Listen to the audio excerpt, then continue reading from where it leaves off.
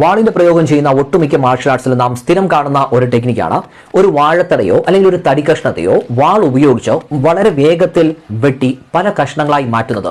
കളരിയിലുമുണ്ട് വാഴത്തട നിർത്തിയതിനു ശേഷം ഇത്തരത്തിൽ വാളുകൊണ്ട് വെട്ടി പല കഷ്ണമായി ഛേദിച്ച് കളയുന്നത്. എന്നാൽ ഇതേ കളരിയിൽ തന്നെ നാം കാണുന്ന മറ്റൊരു ടെക്നിക്കാണ് വാള് കൊണ്ടോ അല്ലെങ്കിൽ ഒരു വടി കണ്ടോ കാലിലേക്ക് ഒരു പ്രയോഗം വരുമ്പോഴത്തേക്കും ആള് ഉയർന്ന് ചാടുക.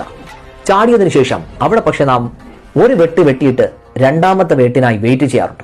ആള് തിരികെ ലാൻഡ് ചെയ്യുന്നത് വരെ രണ്ടാമത്തെ വെട്ടിനായി വെയിറ്റ് ചെയ്യുന്നു. ആ വെയിറ്റ് ചെയ്യുന്നതിന് പകരം എന്തുകൊണ്ട് ആള് എയറിൽ നിൽക്കുമ്പോൾ തന്നെ ഭൂമിയിലേക്ക് വരുന്നതിന് തൊട്ടും ഭൂമി ബന്ധം വരുന്നതിന് മുൻപ് വളരെ വേഗത്തിൽ വെട്ടിക്കൂടാ? എന്തുകൊണ്ട് നാം അങ്ങനെ ചെയ്യുന്നില്ല? കളരിയിൽ അങ്ങനെ ചെയ്യുന്നില്ല? നിങ്ങളുടെ അഭിപ്രായങ്ങൾ കമന്റ് ചെയ്യുക.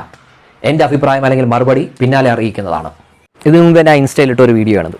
അപ്പോൾ ഈ വീഡിയോയിലാണെങ്കിൽ ചോദിച്ച ചോദ്യം ഈ പറഞ്ഞതുപോലെ തന്നെയാണ്. നമ്മൾ സാധാരണ രീതിയിൽ കളരിയൊക്കെ പഠിച്ചതിന് ശേഷം നമ്മൾ കുറേ കൊറിയോഗ്രാഫി ചെയ്ത പോലുള്ള കുറേ ടെക്നിക്കിലാണ് നമ്മൾ ചെയ്യുന്നത്.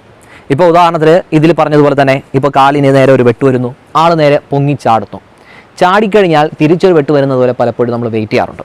അപ്പോൾ പല മറുപടിയും കിട്ടിയിട്ടുണ്ട്. ഇപ്പോൾ ഇതിൻ്റെ മറുപടിയിൽ നോക്കിക്കഴിഞ്ഞാൽ രസകരമായിട്ടുള്ള ഒരുപാട് മറുപടി ഉണ്ടായിരുന്നു. കുറച്ച് പേരൊക്കെ ആണെങ്കിൽ ആദ്യം പോയി കളരി പഠിച്ചിട്ട് വാന്നൊക്കെ പറയുന്ന രീതിയിലുള്ള മറുപടിയും മുതൽ അത്യാവശ്യം വടക്കൻ കളരിയിൽ ഇതൊക്കെ ഉണ്ട് എന്നുള്ള മറുപടിയൊക്കെ കിട്ടിയിട്ടുണ്ട്.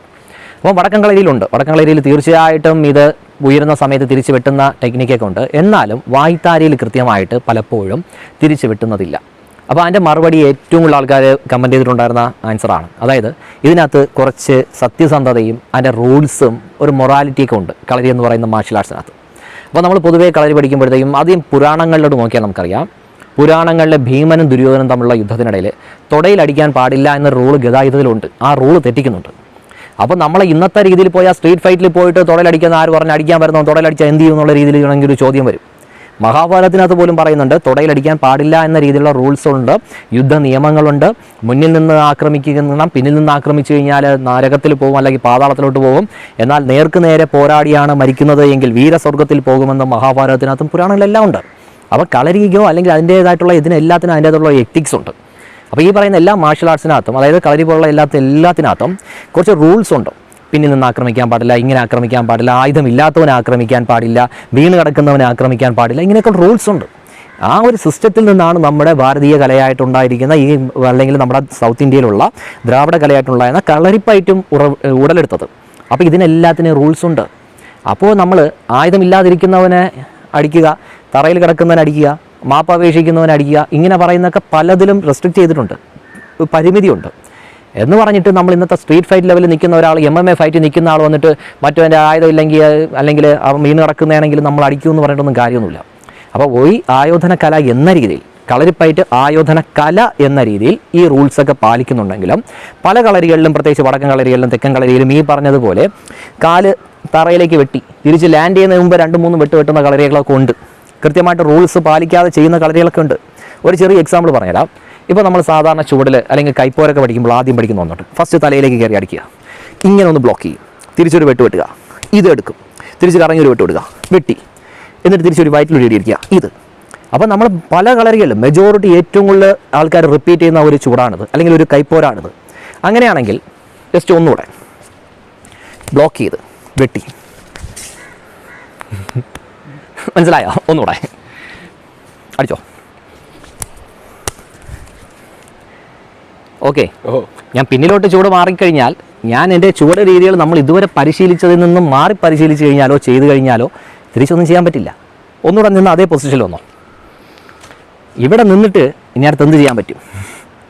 ഞാൻ ഇവിടെ നിന്ന് പ്രകാരം ഏൽപ്പിച്ച് കഴിഞ്ഞു, എൻ്റെ കയ്യിൽ ഒരു ആയുധം ഉണ്ടെങ്കിലോ എന്ത് വേണോ ഞാൻ അടുത്ത് ചെയ്ത് കഴിഞ്ഞു. ഓക്കെ, അപ്പോൾ അടുത്ത് നമ്മൾ കൊറിയോഗ്രാഫി ചെയ്ത് വെച്ചിരിക്കുന്നത് അനുസരിച്ചിട്ടാണെങ്കിൽ അടിച്ചു, വെട്ടി, ഇനി അടുത്ത് ഞാൻ പിറകിറങ്ങിയാലേ ഒരു അറ്റാക്ക് ഉള്ളൂ. ഞാൻ പിറകിലോട്ട് ഇറങ്ങിയാൽ മാത്രമേ ഒരു ഇടി ഇടിക്കാൻ പറ്റുകയുള്ളൂ. മനസ്സിലായില്ലേ? അപ്പോൾ ഞാൻ പിറകിലോട്ട് ഇറങ്ങുന്നില്ല എന്ന് കരുതിക്കോ. ഇപ്പോൾ ചെയ്തതിനെ ഒന്നുകൂടെ റിപ്പീറ്റ് ചെയ്തോ. അടിച്ചു, വെട്ടി, ഞാൻ വശങ്ങളിലോട്ടാണ് ഇറങ്ങുന്നതെങ്കിൽ ഒന്നുകൂടെ. അങ്ങനെ നിനക്ക് പരീക്ഷിക്കാനാണെങ്കിൽ നമുക്കൊന്ന് നോക്കാം. 1, 2. കാരണം ഞാൻ പിറകിലോട്ട് ഇറങ്ങുന്ന പോലും നീ ചിന്തിക്കാതെയാണ് വരിക. അപ്പോൾ നമ്മൾ കറക്റ്റായിട്ട് ചൂട് മാറി പിന്നിലാണ് വരുന്നതെങ്കിൽ നമുക്കിവിടെ ഏൽപ്പിക്കാൻ പറ്റും. പക്ഷേ സാധാരണ നമ്മൾ കൊറിയോഗ്രാഫി ചെയ്യുമ്പോൾ സ്ലോയിൽ ചെയ്തോ. അടിച്ച്, വെട്ടി, വന്നു, ഞാൻ പിറകിലോട്ട് ഇറങ്ങി ഇടി കൊള്ളാനുള്ളൊരു അവസരം കൊടുക്കുകയാണ്, എതിരാളിക്ക് ഇടിക്കാനുള്ളൊരു അവസരം കൊടുക്കുകയാണ്. എന്നാലേ എതിരാളി അടുത്ത് ഇടിക്കുള്ളൂ. ഞാൻ ഇങ്ങോട്ട് മാറാതെ ഞാൻ നേരത്തെ വന്ന പോലെ നിൻ്റെ പിന്നിലാണ് മാറിയെങ്കിൽ നീ എങ്ങനെ ഇടിക്കും? അപ്പോൾ ഇതൊക്കെ നമ്മൾ കൊറിയോഗ്രാഫി ചെയ്ത് പഠിക്കുന്നത് കളരിയുടെ ആ ഒരു റൂൾസിനകത്ത് നിന്നുകൊണ്ട് വായ്ത്താരിക്കൊക്കെ ഉള്ളതുപോലെ, അല്ലെങ്കിൽ തെക്കലിൻ്റെ വായ്ത്താരി കുറവാണെങ്കിലും നമ്മൾ കൃത്യമായിട്ട് പരിശീലിക്കാൻ വേണ്ടി പഠിക്കുന്നതാണ്. ഇത് പരിശീലനമാണ്, ഇതല്ല അറ്റാക്ക്. അറ്റാക്ക് വരുമ്പോൾ ഞാൻ രണ്ടാമത് കാണിച്ചോളൂ, കറങ്ങി അവിടെ പോകും. തുടക്കത്തിൽ നമ്മൾ പഠിക്കുമ്പോൾ ഇങ്ങനെ പോവുള്ളൂ, വരിയായിട്ടേ ചെയ്യുള്ളൂ. ഇത് കണ്ടിട്ട് വെളിയിൽ നിന്ന് ഒരാൾ വന്നിട്ട് ചോദിക്കുകയാണ് മറ്റവ അവിടെ നിന്നില്ലെങ്കിൽ എന്ത് ചെയ്യും, മറ്റവൻ കറങ്ങി അവിടെ പോയാൽ എന്ത് ചെയ്യുമെന്ന് പറഞ്ഞാൽ അവർ ചിന്തിക്കുന്നതിന് മുമ്പേ ഇതെല്ലാം കളരിയിലുള്ളതാണ്. ഇതെല്ലാം നമ്മൾ പരിശീലിക്കുന്നുണ്ട്. പക്ഷേ നമ്മളൊരു റോഡ് ഷോ കാണിക്കണമെങ്കിൽ, അല്ലെങ്കിൽ സ്റ്റേജ് പ്രോഗ്രാമിൽ കാണിക്കണമെങ്കിൽ, കാണികളെല്ലാം കൈയടിക്കണമെങ്കിൽ, എല്ലാവർക്കും ഇഷ്ടപ്പെടണമെന്നുണ്ടെങ്കിൽ 2 ലൈം അടിക്കണം, 2 ഉച്ചത്തിൽ 2 നിലവിളിയൊക്കെ വിളിച്ച് ഞാനും പിറകിറങ്ങി നിൻ്റെ മുന്നിൽ വന്നാലേ ഇത് ഷോയ്ക്ക് കാണാൻ വേണ്ടി ഭംഗിയുള്ളൂ. ഉദാഹരണത്തിന് ജസ്റ്റ് ഒന്ന് അടിച്ചോ, സ്ലോയിൽ ചെയ്താൽ ഇപ്പോൾ സ്ഥല പരിമിതി ഉള്ളതുകൊണ്ട് ചെറുതായിട്ട് അടിച്ച് വെട്ടി ഞാൻ നേരെ അവിടെ നിൽക്കാതെ ഇവിടെ വന്നു കഴിഞ്ഞാൽ ബാക്കി ചെയ്യുന്നത് കുളമായി പോകും. അപ്പോൾ നമ്മൾ ബാക്കി ആ രീതിയിൽ ചെയ്തു കഴിഞ്ഞാലേ നമുക്ക് ബാക്കി പരിശീലിക്കാൻ പറ്റുകയുള്ളൂ. അപ്പോൾ രണ്ടുപേർക്കും പരസ്പരം അങ്ങോട്ടും ഇങ്ങോട്ടും പരിശീലിക്കണമെങ്കിൽ നമ്മൾ അങ്ങോട്ടും ഇങ്ങോട്ടും അഡ്ജസ്റ്റ്മെൻറ്റ് ചെയ്യണം. ഓപ്പോസിറ്റ് നിൽക്കുന്ന ആളിനും കളരി അറിയണം, ഓപ്പോസിറ്റ് നിൽക്കുന്ന ആളിനും കളരി അറിയാമെങ്കിലേ നമുക്ക് പരിശീലിക്കാൻ പറ്റുള്ളൂ. പക്ഷേ വെളിയിലടിക്കാൻ പോകുമ്പോഴത്തേക്കും ഓപ്പോസിറ്റ് നിൽക്കുന്ന ആളിന് കളരി അറിയണമെന്നില്ല. ഇന്ന് ഏറ്റവും കൂടുതൽ ആൾക്കാർ പറയുന്ന ഒരു ഡയലോഗുണ്ട്, കളരിയും കൊണ്ട് പോയി കഴിഞ്ഞാൽ അടിക്കാൻ നിൽക്കുന്നവനും അടി കൊള്ളാൻ നിൽക്കുന്നവനും കളരി അറിയണമെങ്കിലേ പ്രയോഗിക്കാൻ പറ്റുള്ളൂ എന്ന് പറയും. അതായത് അവർ ഇതേ കണ്ടിട്ടുള്ളൂ, അവർക്കറിയാവുന്നത് ഇതേ അറിയാവൂ, രണ്ടുപേരും കൂടെ അങ്ങോട്ടും ഇങ്ങോട്ടും അഡ്ജസ്റ്റ്മെൻറ്റിൽ അങ്ങോട്ട് 2 അടി ഇങ്ങോട്ട് 2 അടി അതേ കണ്ടിട്ടുള്ളൂ. അതിനകത്തുള്ള പ്രയോഗങ്ങൾ കാണുമ്പോൾ ഈ തെറ്റിദ്ധാരണകളൊക്കെ മനസ്സിലാവും.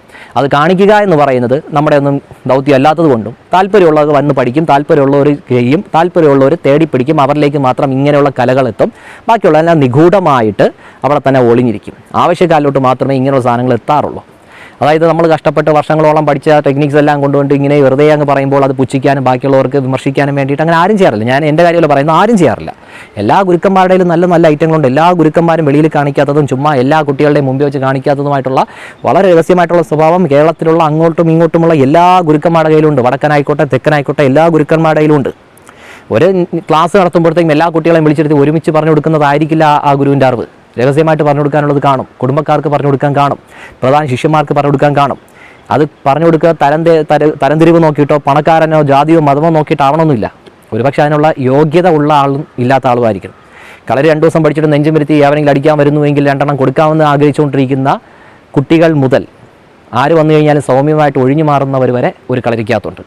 അപ്പോൾ ഒരു കളരിക്കകത്ത് ചില കുട്ടികളാണെങ്കിൽ പഠിച്ചതിന് ശേഷം പറയും ഞാൻ 2-3 ചൂടൊക്കെ പഠിച്ച് പരീക്ഷയ്ക്ക് ആൾ വേണം. അത് റോഡിൽ ഇറങ്ങുമ്പോഴത്തേക്കും ആരെങ്കിലും ഒന്ന് അടിക്കാൻ വന്നെങ്കിൽ 2 ഇടി കൊടുക്കരുത്, ഇന്നലെ പഠിച്ച കാര്യം ഒന്ന് പരീക്ഷിക്കാമായിരുന്നു എന്ന് ചിന്തിക്കുന്ന കുട്ടികളുണ്ട്. അതേ സ്ഥാനത്ത് എല്ലാം പഠിച്ചതിന് ശേഷം ഈ ചിന്തകളെല്ലാം വന്ന അഹങ്കാരമെല്ലാം മാറി പതിയെ താണതിന് ശേഷം ആര് വന്നാലും 2 അടി അടിച്ചു കഴിഞ്ഞാലും പോടേന്ന് പറഞ്ഞിട്ട് ഒഴിഞ്ഞു മാറിപ്പോകുന്ന ആൾക്കാരുമുണ്ട്. അപ്പോൾ ഒരു കളരിയിൽ തന്നെ ഈ 2 വിഭാഗത്തിലുള്ള ആൾക്കാരുള്ളപ്പോൾ അതിനെ തരംതിരിച്ചേ ഗുരുക്കന്മാർ കൊടുക്കുകയുള്ളൂ. അതുകൊണ്ട് തന്നെ ഈ വന്നിട്ട് കൊറിയോഗ്രാഫി ചെയ്ത പോലെ 2 അടി അങ്ങോട്ട് 2 അടി അങ്ങോട്ട് കണ്ടിട്ട് ഇതാണ് കളരി എന്നല്ല ഉള്ളത്. അപ്പോൾ ഞാൻ തുടക്കത്തിലേക്ക് വന്നു കഴിഞ്ഞാൽ ഞാൻ നേരത്തെ പറഞ്ഞതുപോലെ ഒരു വീഡിയോയിൽ മോറൽ വാല്യൂസ് ഉണ്ട്, എത്തിക്സ് ഉണ്ട്, അതിനപ്പുറം നമ്മൾ പലപ്പോഴും പോകാറില്ല. ഞാനിപ്പോൾ കാണിച്ചതുപോലെ കുറേ റൂൾസൊക്കെ വെച്ചാണ് നമ്മൾ പ്രാക്ടീസ് ചെയ്യുന്നത്. അതെല്ലാം നമുക്ക് ഈ പറയുന്ന ആയോധന കല എന്ന രീതിയിൽ മാത്രമാണ് കല. പക്ഷേ സ്ട്രീറ്റ് ഫൈറ്റ് ലെവലിലോട്ട് പോകുമ്പോഴോ ബാക്കി യുദ്ധമുറയിലോട്ട് പോകുമ്പോഴോ ഇതിനെല്ലാം മാറ്റം വരും. ഇപ്പോൾ സാധാരണ നമ്മൾ മാമാങ്കം അല്ലെങ്കിൽ മാമാങ്കം പോട്ടെ, നമ്മൾ സാധാരണയായിട്ട് നടക്കുന്ന നമ്മുടെ അംഗത്തിന് പോകുന്നത്. ഇപ്പോൾ ചേകന്മാർ ആരോമൽ ചേകരുടെ കാര്യങ്ങളായാലോ അല്ലെങ്കിൽ ഉദയനൻ്റെതോ ആരായാലും അംഗത്തിന് പോകുമ്പോഴത്തേക്കും ആദ്യം ഒരു കോഴിയെ കൊണ്ട് പരസ്പരം ഒന്ന് പോരടിപ്പിക്കുന്നു. ഏത് കോഴിയാണ് കോഴിപ്പോര് നടത്തിയതിന് ശേഷം ഒരാൾ ജയിക്കുന്നു. അവിടെ തീരുമാനമായില്ലെങ്കിലേ അടുത്ത് ഇവർ 2 മനുഷ്യർ തമ്മിലുള്ള അംഗം വെട്ടാറുള്ളൂ. ഈ മനുഷ്യർ തമ്മിലൊന്ന് അംഗം വെട്ടുമ്പോഴത്തേക്കും ആദ്യം രീതിയിൽ കൊറിയോഗ്രാഫി ചെയ്തതുപോലുള്ള അംഗമായിരിക്കും വെട്ടുക. കൃത്യമായി വായ്ത്താരി പറഞ്ഞായിരിക്കും വെട്ടുക. ഞാൻ തലയിൽ വെട്ടാൻ പോകുന്നു, കാലിൽ വെട്ടാൻ പോകുന്നു പറഞ്ഞ് തന്നെയായിരിക്കും ആദ്യം വെട്ടുക. അത് കഴിഞ്ഞതിന് ശേഷമായിരിക്കും അടുത്ത ലെവലിലോട്ട് പോവുക. അടുത്ത ലെവലിലോട്ട് പോകുമ്പോഴത്തേക്കും പറയാതെ വെട്ടുന്നതുണ്ട്. പിന്നെ അടുത്ത ലെവലിലോട്ട് പോകുമ്പോഴത്തേക്ക് രഹസ്യമായിട്ട് കുടുംബക്കാർ വഴി കൈമാറി വന്നിട്ടുള്ള രഹസ്യമായിട്ടുള്ള കാര്യങ്ങൾ ചെയ്യാനുള്ള അവസരമുണ്ട്. അതായത് ഒറ്റയടിക്ക് നിങ്ങൾ 2 കയറി അടിച്ച് പടവെട്ടിക്കോളൂ എന്നുള്ള ഒരു ഉത്തരവല്ല വരുന്നത്. കോഴിയെ കൊണ്ടുവയ്ക്കുന്നു, പരസ്പരം അവിടെ അഭ്യാസങ്ങൾ മാത്രം കാണിക്കുന്നു, പരസ്പരം ഏറ്റുമുട്ടുന്നു, അതിനകത്ത് കൊറിയോഗ്രാഫി ചെയ്ത കാര്യങ്ങൾ കാണിക്കുന്നു, വായ്ത്താരി ഉള്ള കാര്യങ്ങൾ കാണിക്കുന്നു. എല്ലാം കഴിഞ്ഞതിന് ശേഷമേ രഹസ്യമുറയിൽ പറയുള്ളൂ. അതുകൊണ്ടാണ് കള്ളച്ചൂട വയറ്റി എന്നൊക്കെ പറയുന്നത്. അപ്പോൾ അതിനൊക്കെ ഏറ്റവും അവസരം കൊടുക്കാറുണ്ട്. അതുകൊണ്ട് തന്നെ കല എന്ന രീതിയിൽ ഒരു വെട്ട് കാലിൽ വെട്ടിക്കഴിഞ്ഞാൽ അടുത്ത് തിരിച്ചിറങ്ങുന്നവരെ ചിലപ്പോൾ വെട്ടിയിലായിരിക്കാം. പക്ഷേ സ്ട്രീറ്റ് ഫൈറ്റ് ലെവൽ വരുമ്പോഴത്തേക്കും അല്ലെങ്കിൽ ഇതൊരു യുദ്ധമുറ എന്ന രീതിയിൽ പോകുമ്പോൾ ഇതെല്ലാം ചെയ്യുന്നു.